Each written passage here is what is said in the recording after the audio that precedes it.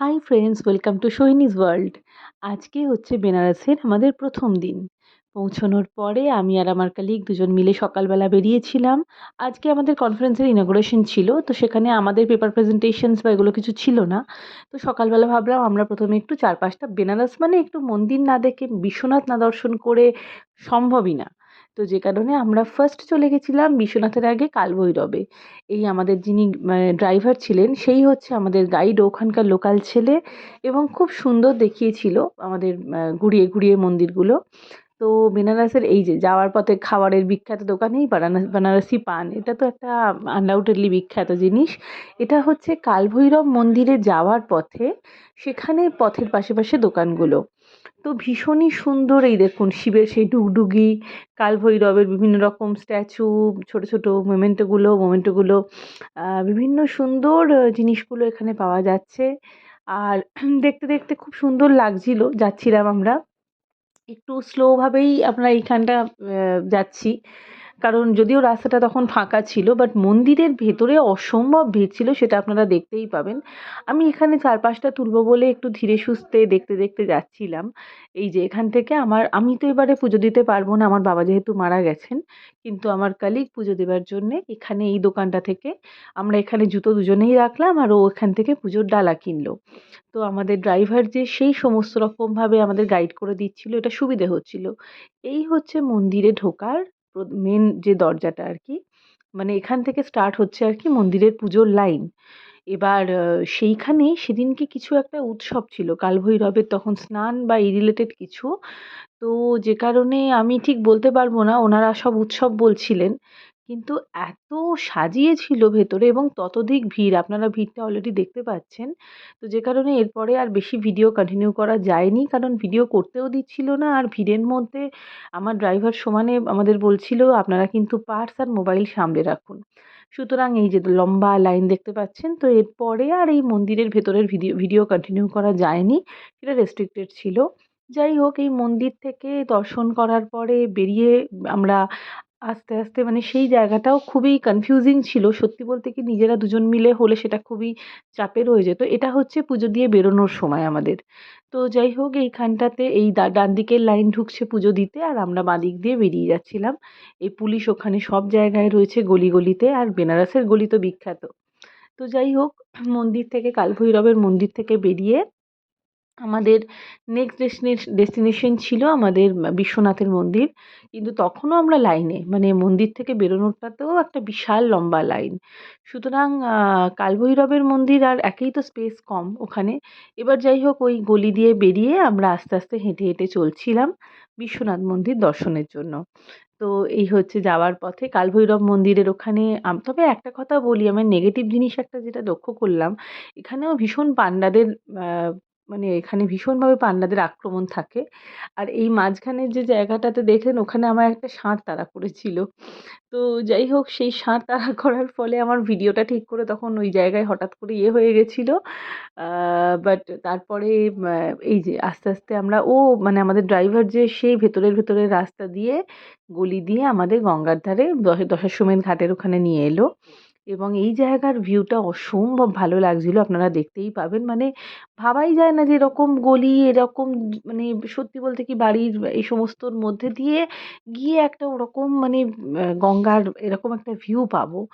বেনারসে এর আগে আমার ঘোরা, বাট সেটা অনেক ছোটোবেলায়, যে কারণে এবারে বেনারসটা না, যদিও আমি কাজে গেছিলাম, প্রচণ্ড ব্যস্ততায় 2 দিন আমার কেটে গেছে, কিন্তু যে দিনটা ফ্রি ছিলাম আমি সেদিনটা ভীষণভাবে, মানে আমরা ভীষণ এনজয় করেছি এবং চেয়েছিলাম যে বেনারসের ভিউটা একটুখানি সুন্দর করে যেন উপভোগ করতে পারি। তো তো এই হচ্ছে দশাশ্বমেধ ঘাটের দিকে আমরা নামছি। আমি সত্যি বলতে কি, একা বলতে কি ওর গাইডেন্স ছাড়া হলে আমাদের যাওয়াটা সত্যিই ডিফিকাল্ট হয়ে যেত। বাট ফরচুনেটলি আমরা ড্রাইভারকে পেয়েছিলাম, ড্রাইভারের গাইডেন্সে আমরা খুব সুন্দর করে ঘুরতে পারি এবং জিনিসগুলো খুব ইজিলি আমরা দেখতে পারি। মানে কোন গলি দিয়ে বেরোলে যেমন হয়, লোকাল লোকজন গাইড করে দিতে পারে, তো এই হচ্ছে আমরা নৌকো গুলো পরপর দেখুন দাঁড়িয়ে রয়েছে, বড় বড় লঞ্চও রয়েছে, সুন্দর একটা অ্যাম্বিয়েন্স এবং আরও ডিটেলে আমি দেখাচ্ছি। তো এখানে এসে তো সত্যি বলতে কি আমি যেন একদম অভিভূত হয়ে গেছিলাম। যদিও তখন মানে বেনারসে ভালো গরম লাগছিল বেলার দিকে। এই দিকটার ভিউটা দেখুন কি সুন্দর, এটা পরে আমি আরও ডিটেলে দেখাবো। কিন্তু সেই সময় আমাদের তাড়া ছিল মন্দির বন্ধ হয়ে যাওয়ার। বিশ্বনাথ দর্শনের ব্যাপারটা তো টার্গেটটা তো ছিল। মন্দির বন্ধ হয়ে যাওয়ার একটা মানে টেনশন ছিল। তারপরে হচ্ছে আমাদের একটুখানি নৌকো ভ্রমণেরও ইচ্ছে ছিল। এই যে বেনারসের পিয়ারাও খুব বিখ্যাত। পিয়ারা যদিও পরে আর আমাদের কেনা বা খাওয়া কোনোটাই হয়নি। এই যে যেটা বললাম যে আমরা তো ঘুরতে যাইনি, টাইম খুবই শর্ট ছিল এবং কাজে গেছিলাম। তো সেই কারণে ঘোরার জন্যে যেভাবে এনজয় করা যায় সেটা কাজের মধ্যে গেলে ওভাবে হয় না। স্টিল যতটা সম্ভব হয়েছে আমরা পেরেছি, করেছি, চেষ্টা করেছি। আর এইভাবে যেতে, যেতে আমরা এক, এক করে আমরা ধীরে, ধীরে দেখতে, দেখতে যাচ্ছিলাম যে ঘাটে কত নৌকো বাঁধা, কত মানুষজন এনজয় করছিলাম। দেখতেই পাচ্ছেন আপনারা। প্রচুর ভিড়। আর এই ধরনের বেনারসের ঘাটগুলোতে সবসময় যেন মানে ফাঁকা কক্ষনো থাকে না।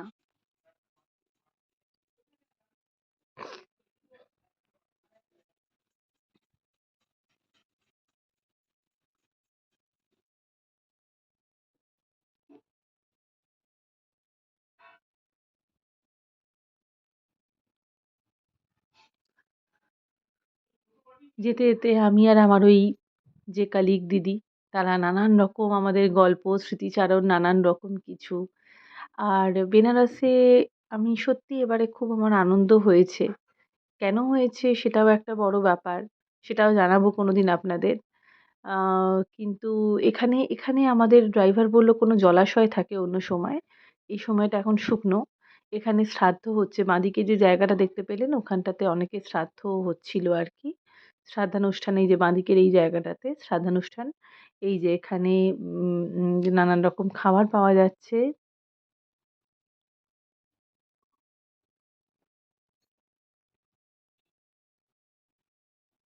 আমাদের ড্রাইভার আমাদের সব দেখাতে, দেখাতে নিয়ে যাচ্ছিল। কচুরি, কত রকমের যে খাবার আর কত বাইক দেখুন এখানে।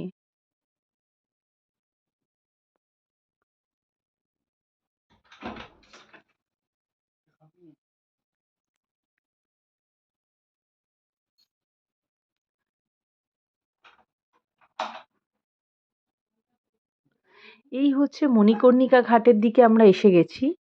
মণিকর্ণিকা ঘাটের এখানে দেখুন স্তূপ করা সমস্ত কাঠ। মানে এখানটাতে সত্যি, সত্যি এই বলে না মণিকর্ণিকা ঘাটে কখনো চিতা নেভে না। তার কারণ হচ্ছে এটাই যে এখানে এত মানে সবসময় মরা মানে মৃতদেহ আসে শবদাহ করার জন্যে। এত আসে যদিও আমাদের ড্রাইভার বলছিল ওপরে গেলে ভিউটা ভালো হবে বাট আমরা দুজনেই যাইনি ওপরে। এটা হচ্ছে আমরা তো বিশ্বনাথ মন্দিরের ভেতরে। হ্যাঁ? এবার এখন এই মন্দিরের স্ট্রাকচার কমপ্লিটলি চেঞ্জ। একটা বিশাল এরিয়া জুড়ে মানে আমার যদিও সত্যি বলতে কি আগেকার মন্দিরের স্ট্রাকচার কেমন আমার সত্যি সেভাবে মনে নেই। যেটুকুনি হচ্ছে সেটা হচ্ছে ভিডিওয় দেখার মধ্যে দিয়ে। কিন্তু আমার সেভাবে সত্যি মনে নেই যে মণিকর্ণিকা মানে সরি বিশ্বনাথ মন্দিরের স্ট্রাকচার কেমন আগে ছিল নিজের চোখে মনে নেই। কিন্তু এখন বিশ্বনাথ মন্দির যা হয়েছে মানে দিস ইজ রিয়েলি অ্যামেজিং। ভীষণ সুন্দর, ভীষণ বড় সুন্দর একটা স্ট্রাকচার। তবে লিটারালি তখন আমাদের খুব গরম লাগছিল। আর তার কারণও আছে। আমরা এত হেঁটেছি সারাদিন মানে সবাই মিলে। সবাই বলতে আমি, আমার কলিগ এবং আমাদের ড্রাইভার। এত হেঁটেছিলাম আর ও বেচারা আমাদের সাথে সমানে হাঁটছিল। ও গাইড করতে, করতে আসছিল যেটা ওর কাজ ছিল না।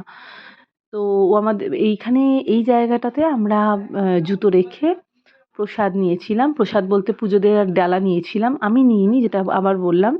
আমার ওই কলিগ দিদি সে নিয়েছিল।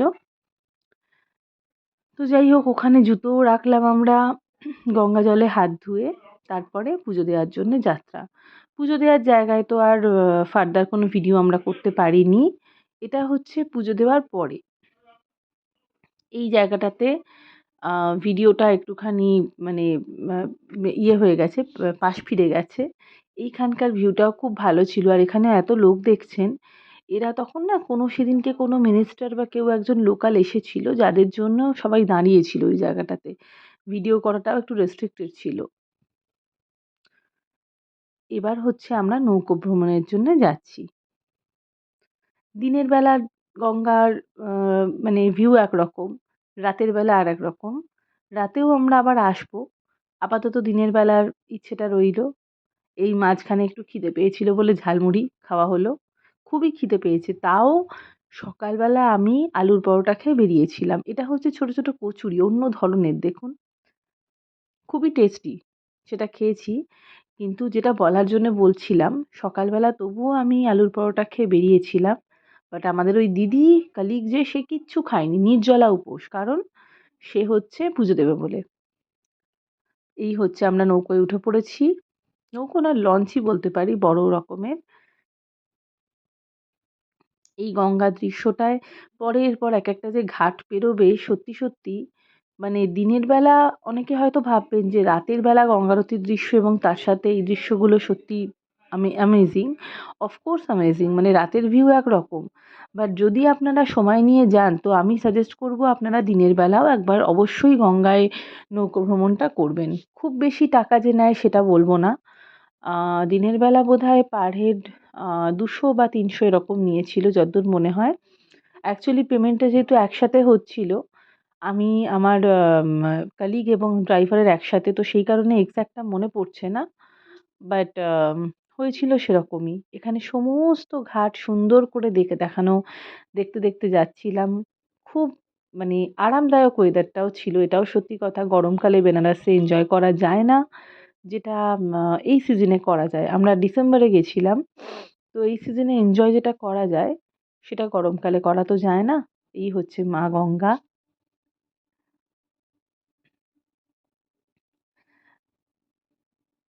ভটভটির সাউন্ডটা একটুখানি মানে ডিস্টার্বিং। তা না হলে মানে সত্যি বলতে কি এই দৃশ্যটা উপভোগ্য এবং খুব আরামদায়ক, যেটা বললাম ওয়েদারটাও। আমার তো বেশ শীতই করছিল, কারণ ভালো হাওয়া দিচ্ছিল। এই হচ্ছে রাজারহাট। এরকম একের পর এক ঘাট পেরোবে।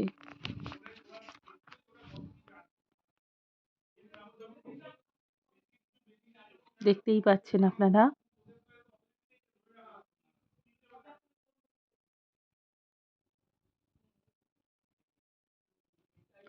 বেনারসে কম বেশি না মানে সব ঘাটেই শবদাহ কিন্তু কম বেশি সব ঘাটেই করা হয়। রাজারহাট যেমন, এই মণিকর্ণিকা ঘাট যেমন ফেমাস, এছাড়াও ধরুন আমাদের মানে রাজা হরিশ্চন্দ্র ঘাটেও করা হয়। টুকটাক সব ঘাটেই করা হয়।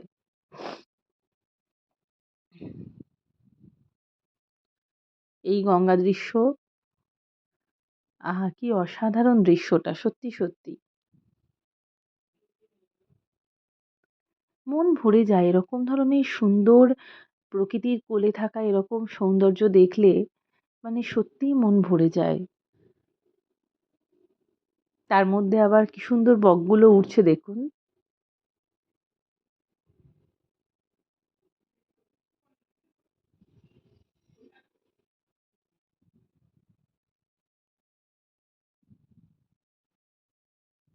ভীষণই সুন্দর লাগছে।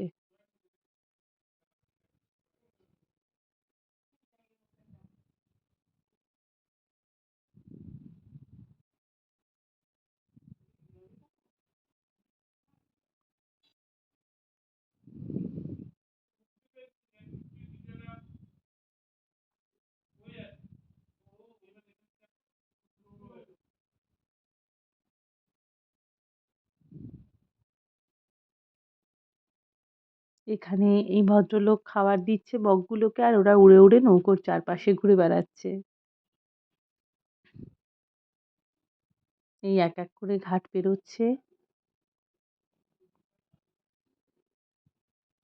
এই দৃশ্যগুলো না মানে হয়তো মনে হবে একই তো। সত্যিই এতগুলো ঘাট, একই দৃশ্য। কিন্তু বিশ্বাস করুন, ওইখানে থেকে মানে ওই সিচুয়েশন এ সেটা এত উপভোগ করবেন, এটা কিন্তু আপনাদের খুব ভালো লাগবে। এটা আমার মনে হয়। মানে যদি আপনারা যান, আপনারা কিন্তু খুব এনজয় করবেন। আর এই ভিউগুলো মানে দিনের বেলা, আবার বললাম দিনের বেলার সৌন্দর্য একটা, রাতের বেলা। আপনারা যদি রংরাসিয়া মুভিটা দেখে থাকেন, যেটা রাজা রবি বর্মার জীবনী নিয়ে মুভিটা, সেখানে না এই রকম দৃশ্য কিছু দেখিয়েছিল, যেখানে বেনারসের ঘাটে মানে উনি যখন পোর্ট্রেট মানে করতেন আর কি, সেইটার যে মানে ধারণাগুলো ওনার মাথায়, আইডিয়াসগুলো যে আসছিল, তখন এই ধরনের কিছু দৃশ্য, তো আমার খুব ওই সিনগুলো মনে পড়ছিল। বেনারসেই ছিল ওই জায়গাগুলো, মানে এই ঘাটের রিলেটেড সিনগুলো। এই যে মণিকর্ণিকা ঘাট, সীতা কখনো নেবে না।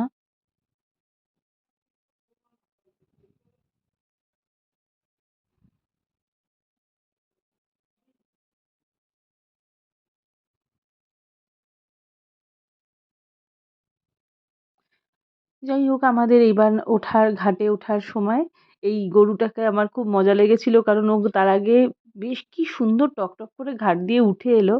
আর এটা দেখুন, এটা হচ্ছে একটা রেস্টুরেন্ট, মানে এত সুন্দর এর স্ট্রাকচারটা। এটা নয়, এটা হচ্ছে ওখানকার গথিক স্ট্রাকচারের একটা, এখানে আবার একটা প্রি ওয়েডিং শ্যুট হচ্ছিল। আর এইটা হচ্ছে রেস্টুরেন্ট, রেস্টুরেন্ট এবং হোটেল অ্যাকচুয়ালি, এবং ভীষণই এক্সপেন্সিভ অফকোর্স, এবং কিন্তু ভিউটা অসম্ভব। তো এবার আমরা যাচ্ছিলাম হচ্ছে একটা এখানকার শিব মন্দির আছে, মহাদেব টেম্পল। এটা এটা নাকি ভীষণই মানে মৃত্যুঞ্জয় মহাদেব টেম্পল। এটা নাকি সবাই জানে না। মন্দিরের ভেতরে তো মানে ঠাকুরের ওখানে ভিডিও করতে দিল না, বাট মন্দির চত্বরটায় ভিডিও এখানে অ্যালাউড ছিল। এইখানে একটা কুয়ো রয়েছে, ওখান থেকে জল সবাইকে দিচ্ছিল। তো যাই হোক, তারপরে আমরা খেতে যাই। আজকে এইটুকুনি, এর পরের ভিডিও আসছে।